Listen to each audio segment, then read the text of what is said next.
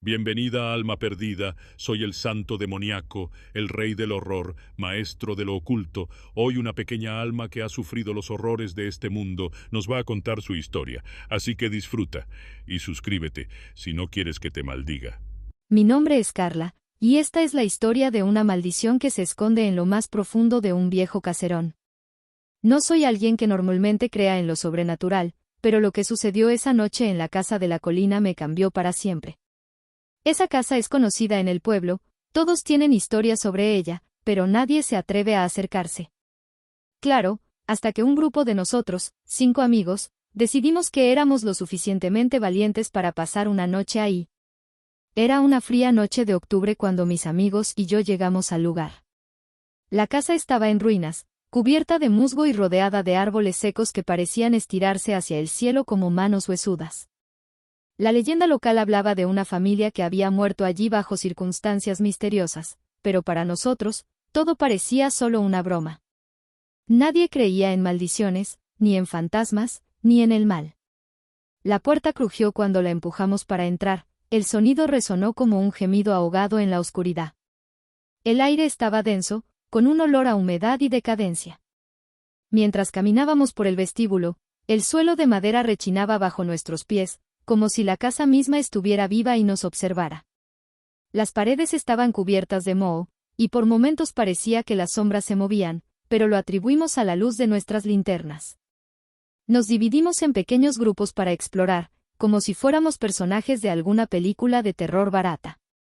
Clara y Marco subieron las escaleras hacia el segundo piso, mientras que yo me quedé con Juan y Elena revisando la planta baja. No había pasado ni media hora cuando empezaron a suceder cosas que no podíamos explicar. Todo comenzó con ruidos. Al principio eran susurros que parecían provenir de las paredes. Una voz apagada, pero incesante. Juan y yo intentamos reírnos de ello, pero Elena estaba visiblemente incómoda. «Debe ser el viento», dijo Juan, aunque sabíamos que no había viento esa noche. Pero entonces, las puertas comenzaron a cerrarse solas. Primero fue una, después otra. Pensé que alguien nos estaba jugando una broma, pero cuando Clara y Marco bajaron las escaleras con el rostro pálido, supe que algo estaba mal. ¿Escucharon eso?, preguntó Clara, y antes de que pudiéramos responder, un grito desgarrador resonó desde algún lugar de la casa. Un grito que no pertenecía a ninguno de nosotros. Nos quedamos en silencio, paralizados por el miedo. De repente, el aire se volvió helado y la temperatura descendió de manera antinatural. Fue entonces cuando lo vimos por primera vez. Una figura oscura, alta y delgada, apareció al final del pasillo.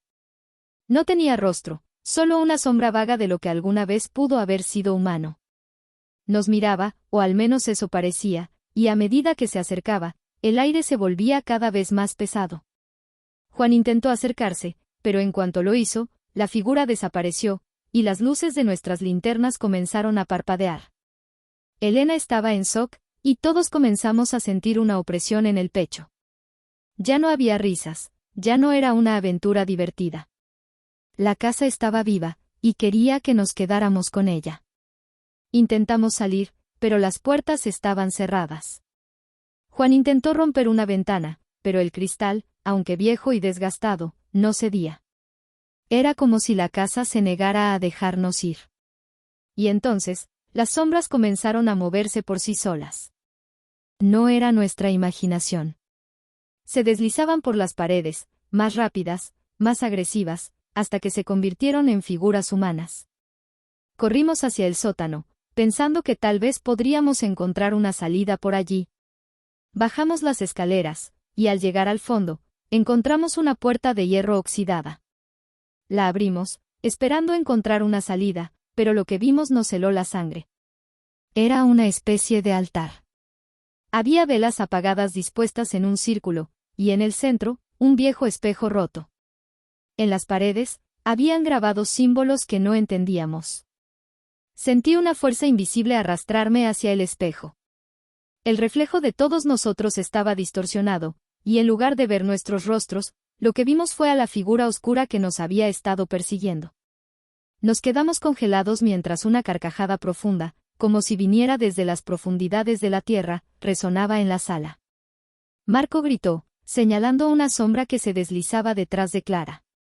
Antes de que pudiera reaccionar, algo la empujó al suelo. Intenté ayudarla, pero fue como si una fuerza invisible nos separara. El espejo comenzó a brillar, y las sombras nos rodearon. El aire se volvió insoportablemente pesado, y sentí como si mi alma estuviera siendo arrancada de mi cuerpo. Juan comenzó a rezar en voz baja, pero su voz fue apagada por un eco que no pertenecía a este mundo. Algo nos quería allí, algo antiguo y lleno de odio. Con una fuerza que no sabía que tenía, logré levantarme y correr hacia la puerta del sótano.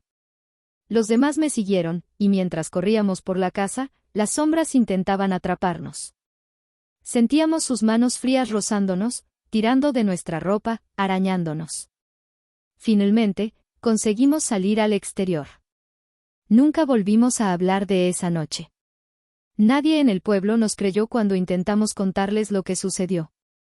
La casa de la colina sigue ahí, esperando, y a veces en las noches más oscuras, cuando paso cerca, puedo sentir esa mirada, esa presencia, observándome, recordándome que nunca deberíamos haber entrado.